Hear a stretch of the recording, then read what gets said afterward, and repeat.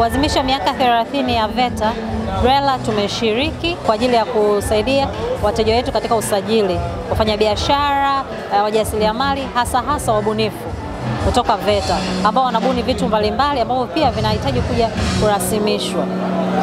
Tunawakaribisha waje kusajili vitu vyao ili waweze kwenda kuviuza nje au kuvionyesha nje vikiwa vimeshasajiliwa. Katika banda letu ile la BRELA tunawakaribisha, huduma mbalimbali zinatolewa kusaidia watu katika usajili wa majina ya biashara, alama za biashara na huduma, hataza, kutoa taza na huduma nyingine zote zinaendelea mtandaoni kwa sababu tunafanya huduma zetu nyingi online. Niseme tangu nimesajili kampuni yangu, yani nimepata faida nyingi sana.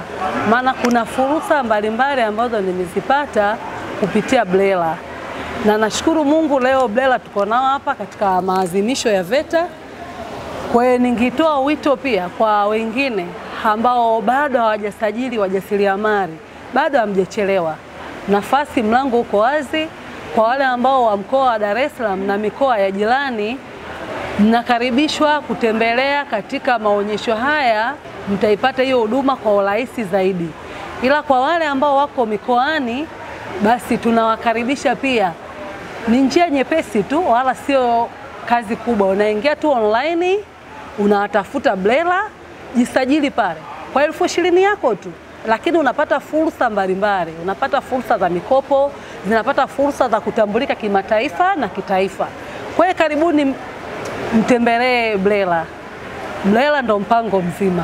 Mimi katika kufanya biashara yangu nitambulike, nijulikane mpaka naenda nje ya nchi, kwa sababu kwanza nimejisajili BRELA. Ndo hatua ya kwanza, natambulika na SIDO, BRELA na taasisi nyingine.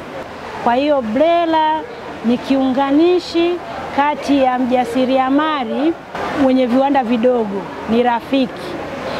Na kwenye maadhimisho haya ya miaka 30 ya VETA, nipo hapa na tupo nao na wanaendelea na usajili, na wanakaribisha wajasiriamali wote wasiosajili wajisajili, watakaweza kufika kwenye haya mabanda au wajisajili kwenye mtandao, ni rahisi.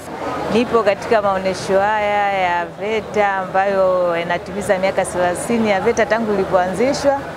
Nashukuru nimekutana na BRELA ambao mwanzo nilikuwa sijui kazi wanazozifanya, lakini kwa sasa nimepata elimu kutoka kwao na mimi nataka kusajili biashara yangu kwa sasa. Nipo hapa katika maonesho mpaka tarehe 21 siku ya Ijumaa. Yaani kabla haijafika hiyo siku nitakuwa tayari nishajisajili BRELA.